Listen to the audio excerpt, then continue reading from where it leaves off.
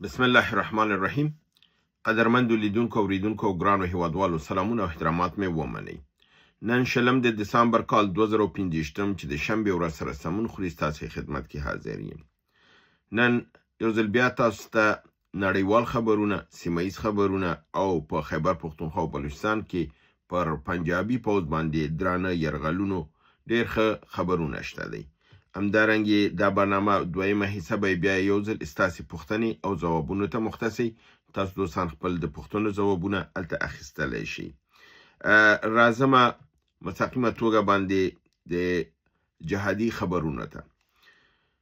په پاکستان یا فعلي پاکستان چې اوس زمونږ کوزه پښتونخوا پکې یرغمل ده، په د کورمې ایجنسۍ په سیمه کې په پوځ په قرارګاه باندې ډېر دروند برید شوی دی. د هغې په نتیجه کې د هلته مرګ ژوبله اوښتې ده او د دښمن په حساب مات سره مخ شوی دی. دا د کورمې د سدې په سیمه کې دا برید شوی دی او دا پایګاه او قرارګاه مجاهدینو نیولې ده. همدارنګې د وزیرستان شمالي په بویه کې یو د ځانمرګي برید کې چې 15 استشهادیان پکې وو، د دې برید کړی دی او په دې اول یو د ټرک په ذریعه باندې د لوی ګیټ ورته وهلی دی او پس له هغې نه د نور استشهادي مجاهدین د قرارګاه ته ورننوتي دي او د دې دننه جنگ شروع شوی دی. په نتیجه کې 30 عسکره وژل شوي دي. پوسته فتح شوې ده، یعنې د قرارګاه دوی نیولې ده. حکومت فضایي حملې شروع کړي دي او د ځمکې د خوا نه اکمالاتي قوه یې استولې ده. د هغه سره هم مجاهدین په انخته کې شوي دي او په دې توګه د پوځیانو نه تنها چې 30 عسکرې وژل شوي دي، پوځي افسران هم وژل شوي دي او دا ډیره درنه حمله په دغه بویې وزیرستان په دغه کې په دې باندې ترسره شوې ده. همدارنګه په دیرې اسماعیل خان کې په یو قرارګاه باندې چې د شپې ناستې محفل پکې جوړو او فوزیان الته د شرابو د نشې په دغه کې دوندو په هغې باندې برید شوی دی چې د دغه برید په نتیجه کې 9 تنه پوځیان وژل شوي دي او نور افسران هم پکې شامل دي او نور د په لسګونې نور یې ټپیان شوي دي. همدارنګه بیلې د زهري او د پنجګور هغه بریدونه چې بله ورځ مې تاسو راپور کړي وو، د هغه یو ویډیو جاري کړې ده چې په هغې کې د غنیمت یې ټول ښودلی دی چې د پوځ نه یې څومره اسلحه نیولې ده، څومره نور جنس نیولی دی او همدې امونیشن یعنې تجهیزات یې څومره نیولي دی ټول زیات ښودلي دي او دا هم پکې دغه کړي دي چې په دې برید کې 14 فوجیان مړه شوي وو، 100 نه زیات ټپیان کړلی شوي وو او مجاهدین دغه ازادي غوښتونکي د دې نه په بریالي توګه باندې بیرته د سیمې نه ووتي وو. نو په بلوچستان کې هم دوی ته درانه تاوان اوښتي دي او دوی په حساب ډېر زیان کړی دی. همدارنګې د تېرې ورځې د پنجشنبې 18 د دسامبر د خیبر پښتونخوا کې ټولې مجموعاً 12 اپریشنونه شوي وو چې په دې کې باجوړ کې 3، ټانک ولایت کې 3، خیبر کې 2، کورمې کې 1، چترال کې 1، شمالي وزیرستان کې 1 او جنوبي وزیرستان کې 1 عملیات وو. د باجوړ کې 1 پولیس وژل شوی دی، ګومل ولسوالۍ ټانک کې 1 بل اسکر وژل شوی دی، 1 FC اسکر شفیع الله ولد زیکم خان خپل دنده پریښې ده او سرپلاس شوی دی.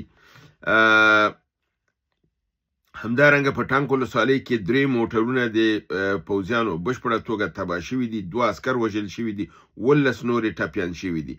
په تیراش لوبر کې 1 عسکر زخمی شوی دی.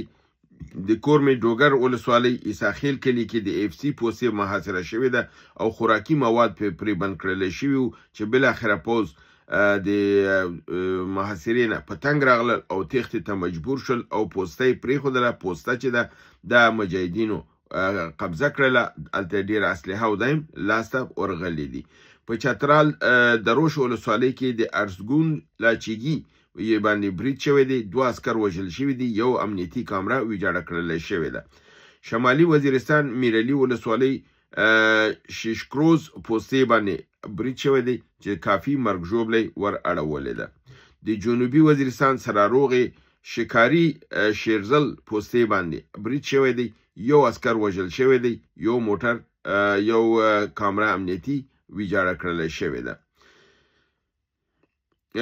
همدارنګه خبر دی چې مجاهدینو د اټک ښار په ساحه کې راکوز شوي دي او د جی ټي روډ کنټرول یې لاس کې نیولی د موټرو څارنه او کنټرول یې شروع کړی دی. او همدارنګه د افغانستان او د پاکستان ترمنځ د باجوړ په ساحه کې په کومه لاره چې د هلته مجاهدین راکوز شوي دي او د سړک کنټرول یې کاملا لاس کې نیولی دی او د حکومتي دغه ساحې نه تېرېدلی نشي.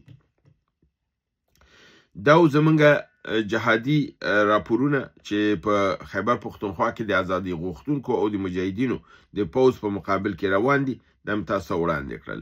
اوس راځو د نړیوالو خبرونو کې. په نړیوالو خبرونو کې د ټول نه مهم خبر دا دی چې امریکې تایوان ته د 11 میلیارده ډالرو د اسلحې خرڅولو ژمنه کړې ده او تایوان به د کې ځکه چې تاسو معلومه ده کوم وخت نه چې ټرمپ راغلی دی، ټرمپ دا ټول ته دا وایي چې ما نه به خیرات کې مفته کې شی نه غواړي، تاسو باید مصرف وکړئ، موږ در سره ولاړ یو. نو هغه تایوان ته وایي زه در سره ولاړ یم، ته مصرف وکړه او زه تا باندې اسلحه خرڅوم. تاسو ته مې تېره اونۍ یو پروګرام کې دا خبره کړې وه چې د تایوان خپل بودیجه د دفاعي 40 میلیارده ډالرو ته اوچته کړله. چې ما تاسو ته دا هم ویلي چې دا په د وړوکي مملکت لپاره لکه تایوان چې هغه هم د مملکت نه دی، ځکه چې د ون چاینا پالیسي لاندې چې ټول دنیا منلې ده. ون چاینا پالیسي معنا هم دا ده چې تایوان د چین حصه ده. نو په هغې اساس باندې دا کافي ډېره پیسه ده 40 میلیارده. او ما تاسو یې د کمپریزن هم کړی و چې د نورو ملکونو سره د دې دا دغه ډېر زیات دی په نسبت د دغې.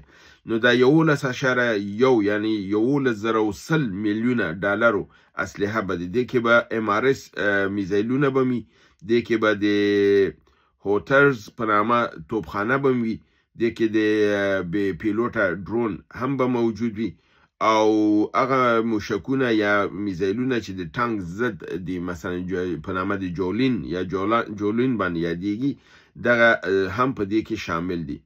او دا د چینایانو د عکس العمل باعث شوی دی چې هغه وایي دا د امریکایانو مداخله ده، که ته تایوان زما په مقابل کې دغه کوي په حساب تجهیز کوي او درنې اسلحې ورکوي نو زه د دې اجازه نه ورکوم.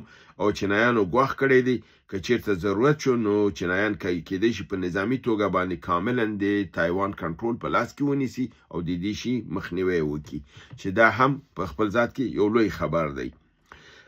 د وینزویلا مشر مادورو له خپل ګاونډي کولمبیا څخه غوښتي دي چې د امریکې د برید په صورت کې که ما سره مرسته وکړي خپل پوځیان او خپل اسلحه او دا موږ سره دغه وکړي او زموږ د دفاع نه، ځکه چې د امریکای جنوبي یا سویلي امریکا ملکونه چې دي اکثرا د امریکې د ګواښ لاندې دي او ترې نه یېرېږي، چې هغې کې کولمبیا هم ده. نو ځکه د کولمبیا نه مرسته غوښتې ده او په عین حال کې شورای امنیت ته چې کوم د درخواست ورکړی و چې دا غونډه راوغوښتل شي او د امریکې د برید مخه ونیول شي، هغې کې شورای امنیت دا فیصله کړې ده چې راتلونکې سې شنبې ورځ ته چې یعنې 2 ورځې بعد شي دوی به دا غونډه راغواړي او په دې موضوع باندې به سره بحث کوي. همدارنګه په اروپا او د روسیې ترمنځ چون د لفظي جنگ هم روان دی، اروپا دا وایي چې موږ ته د روسیې نه ګواښ بالکل مخامخ دی او د دې ممکن دا دی چې موږ د روس سره جنگ ته لاړ شو. روسیې هم دا لیدلی دی چې اروپا خو جنگ ته آمادګي نیسي.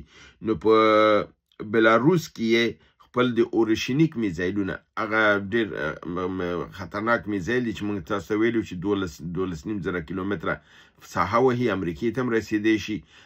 بل د MI په دغې سره آرټیفیشل انټلیجنس باندې مجهز دي، سرور سیر دي، تیز دي او بل دا دی چې هوښیار دي، خپل ځان بچوي او هدف وهي. دا هغه درانه میزایلونه دي چې بلاروس کې یې د اروپا په مقابل کې نصب کړي دي. نو دا خپله دا ښیي چې روسیه هم د دې جنگ خطر نه اساسه ده، ورته دا معلومه ده چې اروپایان ممکن په دې ځای کې برید وکړي.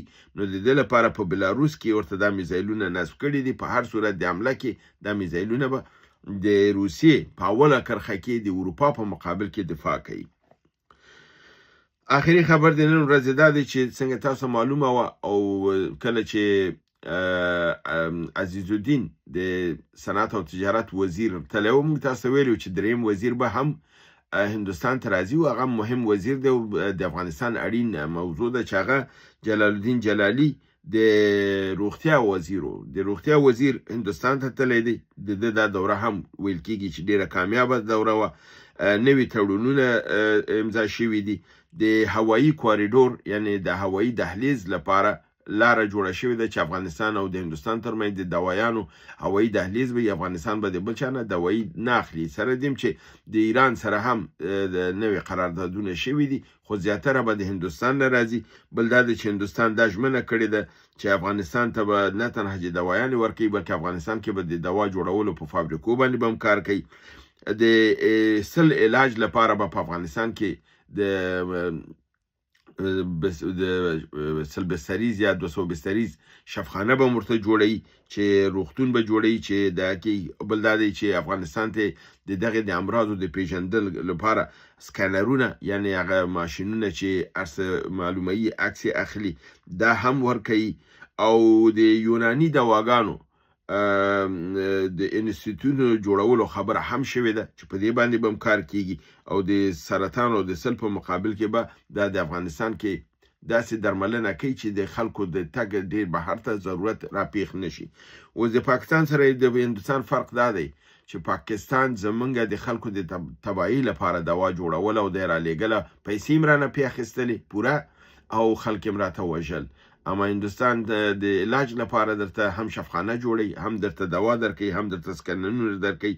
او دا د پاکستان لپاره د یو سردرد باعث ګرځېدلی دی او هغه دا زغملی نشي ځکه اوس په نړیواله سطحه باندې د ترهګرۍ په نامه باندې د جنګ لابیګري شروع کړې ده. په اروپا کې په امریکا کې په ګاونډي ملکونو کې ورځي کې غواړي چې تر څو افغانستان په خپو ودرېږي او هندوستان دې همکاري شروع کیږي دی باید یو ورانۍ په افغانستان کې وکړي چې انشاءالله په دې کې به نه کامیابیږي او دوی به په خپله د دې لوی قیمت ادا کوي ځکه چې پاکستان په خپله په هلاکت حالت کې دی خطره کې دی او دا خطره داسې عادي نه ده. ورته موږ تاسو ګورو چې هلته د کوم خبرونه او راپورونه چې په سر کې ما تاسو درکړل دا په هېڅ ځای کې دنیا دومره لوی قوي اپریشنونه عملیات د چا په افغانستان کې الحمدلله یو هم نشته. خو دوی دروغ ډیر زیات وایي.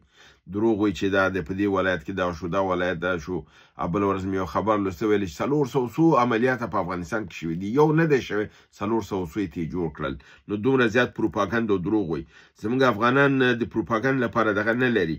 بعضې وخت کې چې بعضې مسایل راځي زه د بعضو نقاطو نه راخلم هغه وایم دوستان داسې لیکي چې دې مرجع وي دې سورس د کوم ځای نه دی وروره د دښمن په مقابل کې چې هر خبرې به رااخلي هغه د تبلیغاتي شکل کې وړاندې کوي لپاره دی چې د مورال خبره ده د مورال وهلو ده.